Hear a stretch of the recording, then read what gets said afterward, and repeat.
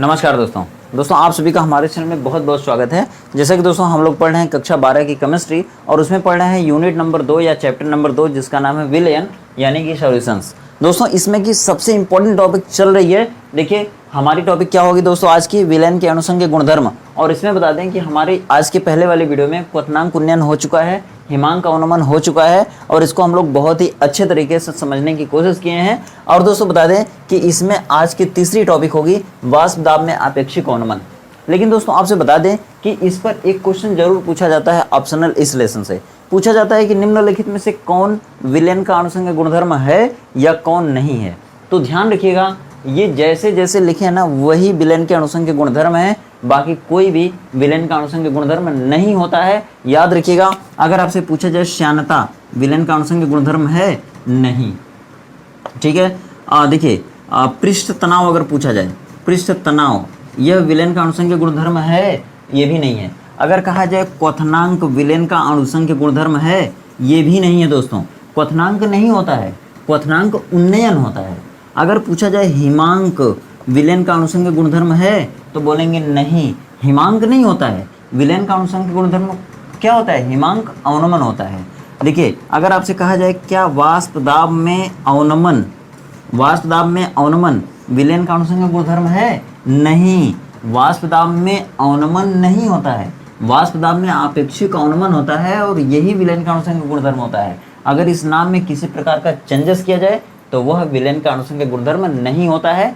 कान खोल के सुन लीजिए, आपसे बोर्ड पेपर में 100% गारंटी के साथ मिलने वाला है क्वेश्चन। देखिए अगर कहा जाए परासरण, परासरण विलयन का अनुसंग गुणधर्म है, नहीं, परासरण दाब विलयन का अनुसंग गुणधर्म नहीं होता है, परासरण दाब होता है।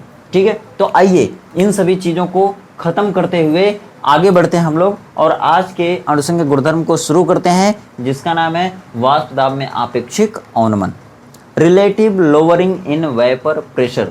दोस्तों इसको समझने के लिए सबसे पहले आप समझिए इस लेसन के बारे में। जैसे देखिए ये आपके पास है शुद्ध विलायक है, क्या है, शुद्ध विलायक है, शुद्ध विलायक है। और इस शुद्ध विलायक को जब आप गर्म करेंगे तो इसका पानी भाप बन के उड़ेगा, यानी कि वाष्पन की क्रिया होगी। तो वाष्पन की क्रिया जब होगी, जब ये पानी भाप बन के उड़ेगा तो इस वाष्पन की क्रिया को रोकने के लिए इस पर जो दाब लगाएंगे उसको हम लोग कहेंगे वाष्प दाब। और ये चूंकि शुद्ध विलायक है तो इसके वाष्प दाब को हम लोग वेपर प्रेशर कहते हैं, इसलिए इस वाष्प दाब को P से दिखाएंगे। और ये चूंकि शुद्ध विलायक का है तो इसके वाष्प दाब को हम PO से दिखाते हैं, PO। यानी कि इस चैप्टर में जहां भी आपको PO मिलने वाला है इसका मतलब आप समझेंगे कि शुद्ध विलायक, शुद्ध विलायक का वाष्प दाब, वाष्प दाब। याद रखिएगा यह संकेत है, इतना जहां दिखेगा वो आपको इतना पढ़ने के लिए मजबूर करेगा, यानी कि आपको इस चीज को देखकर इतना दिल दिमाग में समझ लेना है। आगे बढ़िए, अगर इस शुद्ध विलायक में अगर हम कोई अवाष्पशील विलेय पदार्थ मिला देते हैं तब इसका वाष्प दाब कुछ घट जाता है। याद रखिएगा जब हम इसमें कोई अवाष्पशील पदार्थ मिलाएंगे अब यह क्या हो गया, विलयन हो गया। क्या हो गया, विलयन हो गया। और विलयन को इंग्लिश में कहते हैं सॉल्यूशन, सॉल्यूशन। अब याद रखिए कि अब इसको फिर से हम गर्म कर रहे हैं, इसको फिर से हम गर्म करेंगे। लेकिन अब इसमें कितने लोग हो गए, 2 लोग हो गए। ध्यान दीजिएगा जब इस शुद्ध विलायक में हम लोग कोई अवाष्पशील पदार्थ मिला दिए अब ये क्या हो गया, विलयन हो गया। ठीक है, और जब इसको गर्म करेंगे तो ये वाष्प बन के उड़ेगा। लेकिन चूंकि यहाँ पे 2 पदार्थ हैं, पानी है, मान लेते हैं पानी है, पानी के साथ कोई और भी है, तो जब इसको गर्म करेंगे, जब पानी वाष्प बन के उड़ने की कोशिश करेगा तो दूसरा वाला जो इसके साथ है वो इसको रोकेगा, कहेगा यार रुको, अभी हम भी गर्म हो जाएंगे तो हम भी भाप बन के उड़ेंगे, तुम भी उड़ना। तो अब यहाँ पे जो पानी है, पानी भाप बन के नहीं उड़ पाता है क्योंकि इसको इसके साथ जो मिला हुआ है ना वो इसको रोकता है। तब दोनों का, जब दोनों का वाष्प दाब बनने लगता है, मतलब कि दोनों को जब मिला के गर्म करते हैं तो जब दोनों का एक साथ वाष्पन होता है तो उसको आराम से रोका जा सकता है। यानी कि इसका जो वेपर प्रेशर होता है वो बहुत तेजी से नहीं उड़ता है, धीमे धीमे उड़ता है।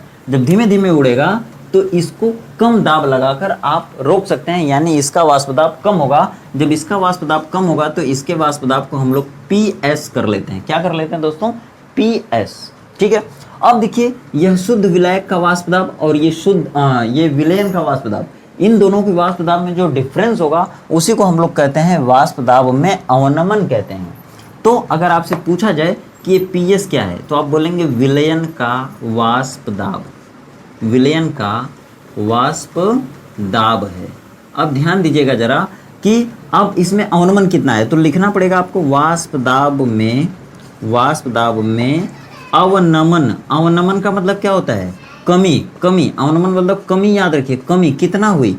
तो अब जानते हैं आप, पहले ज़्यादा रहा होगा बाद में कम हो गया होगा। तो पहले क्या था, शुद्ध विलायक था, शुद्ध विलायक का कितना था, पहले ये देखिए वाष्प दाब में अवनमन लिखा है, ठीक है, अवनमन लिखा है तो पहले कितना था, P0 था, यानी शुद्ध विलायक का वाष्प दाब माइनस पीएस क्या है भाई, पीएस क्या है, विलयन का वाष्प दाब, यानी कि सॉल्यूशन का वेपर प्रेशर, विलयन का वाष्प दाब। तो ये आपको एक व्यंजक मिल गया जिसको आप देख पा रहे हैं, वाष्प दाब में अवनमन कितना हुआ है, P0 माइनस पीएस, यानी कि शुद्ध विलायक का वाष्प दाब माइनस विलयन का वाष्प दाब।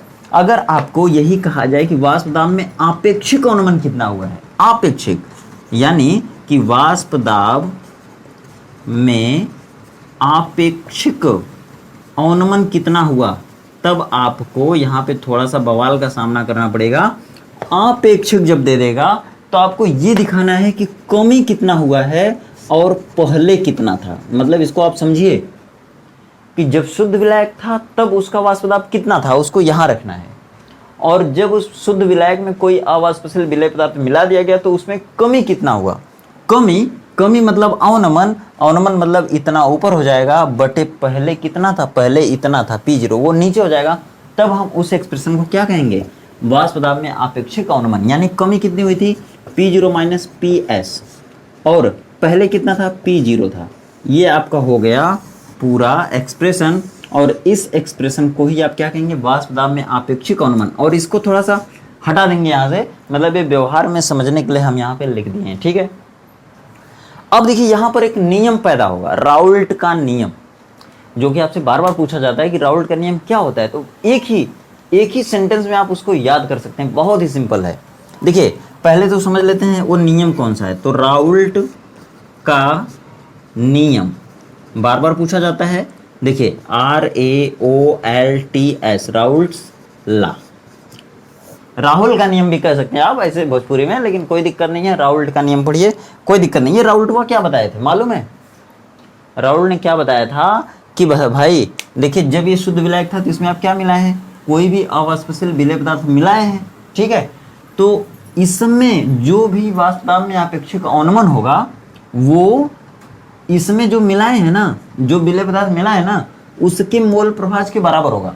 यही बात है, मतलब जब ये शुद्ध विलायक था और इसमें आप कोई अवाष्पशील विलय पदार्थ मिलाए हैं तो इसके वाष्प दाब में जो आपेक्षिक अवनमन हुआ है ना, वो इसमें मिलाए गए विलेय के मोल प्रभाज के बराबर होगा। यानी कि देखिए, यानी कि क्या होगा, वाष्प दाब में आपेक्षिक अवनमन बराबर विलेय का मोल प्रभाज, विलय का मोल प्रभाज। इसी चीज को जब एक्सप्रेशन के रूप में दिखाएंगे तब आपको क्या मिलेगा, ये आपेक्षिक अवनमन आपका हो गया P0 माइनस PS अपान P0, यानी कि कमी, और पहले कितना था, जो कमी हुई है आपेक्षिक अवनमन हुआ है, अवनमन हुआ है, और पहले कितना था वो हो गया यहाँ पे, यानी कि ये पूरा हो गया आपका वाष्प दाब में आपेक्षिक अवनमन। और ये जो विलय मिलाए हैं उसका मोल प्रभाज हो जाएगा स्मॉल n अपान small n plus capital N, यानी कि ये हो गया विलय के अणुओं की संख्या बटे विलय के अणुओं की संख्या प्लस विलायक के अणुओं की संख्या, यानी कि विलयन में उपस्थित कुल अणुओं की संख्या, और ये हो गया आपका पूरा विलय का मोल प्रभाज, और ये हो गया विलयन के वाष्प दाब में आपेक्षिक अवनमन। तो यही आपका राउल्ट का नियम है दोस्तों। अब यहाँ पे आप और भी क्या कर सकते हैं, यहाँ पे जो n है ना, स्मॉल n, ये विलय के अमोलों की संख्या है, यानी यहाँ पे भार बटे अणुभार भी रख सकते हैं आप, स्मॉल w अपान मॉलिक्यूलर वेट, ठीक है। यहाँ पे भी आपका वेट अपान मॉलिक्यूलर वेट किसका, सॉल्यूट का, और यहाँ पर भी आपका वेट अपान मॉलिक्यूलर वेट किसका हो जाएगा, सॉल्वेंट का, ठीक है।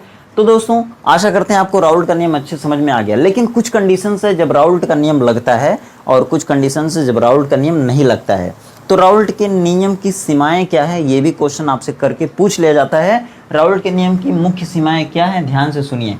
पहली सीमाएं हैं कि राउल्ट का नियम हमेशा तनु विलयन पर लागू होता है, मतलब कि ये जो विलय मिला रहे हैं आप शुद्ध विलायक में, ये बहुत ही कम मात्रा में होना चाहिए ताकि इसके घुलने के बाद इस विलयन की प्रकृति तनु हो, कंसंट्रेट ना हो। तो राउल्ट का नियम हमेशा तनु विलयनों पर लागू होता है। दूसरी बात है कि ऐसा विलय, इस शुद्ध विलायक में ऐसा अवस्पशील विलय मिलाना चाहिए जो इसमें जा करके संग वो ना हो, क्या नाम कहते हैं, एसोसिएट ना हो, यानी कि विलयन में वियोजित ना हो। ठीक है। अगली बात है कि राउल्ट का नियम लगाने के लिए हमेशा इस विलयन का तनु होना जरूरी है। विलयन में जाकर के विलय पदार्थ अमिश्रणीय होना चाहिए। वो जो विलयन है, जो विलय पदार्थ है, वो इस विलयन में आके अमिश्रणीय होना चाहिए। ठीक है। तो ये सब कंडीशंस हैं जब राउल्ट का नियम लगता है किसी भी सॉल्यूशन पर। ठीक है। तो आशा करते हैं दोस्तों ये सारी चीज़ें आपको अच्छे समझ में आ गई होंगी। अगले वीडियो में हम लोग मिलेंगे पराशर दाब टॉपिक के साथ। ठीक है। और पराशर दाब में कुछ वान ठाप नियम है, जैसे कि बायल वान ठाप नियम, चार्ल्स वान ठाप नियम, तो उनको लेकर के हम लोग अगले वीडियो में मिलने वाले हैं। ठीक है। तो दोस्तों अगर चैनल पर पहली बार है तो चैनल को सब्सक्राइब करके बेल आइकन दबा लीजिएगा। मिलते हैं फिर अगली वीडियो में। और अगर आपको वीडियो पसंद आए तो वीडियो को लाइक करिएगा, अपने फ्रेंड सर्कल में शेयर भी जरूर करिएगा। मिलते हैं फिर दोस्तों अगली वीडियो में। तब तक आप खुश रहिए, व्यस्त रहिए, मस्त रहिए, आपका दिन शुभ हो।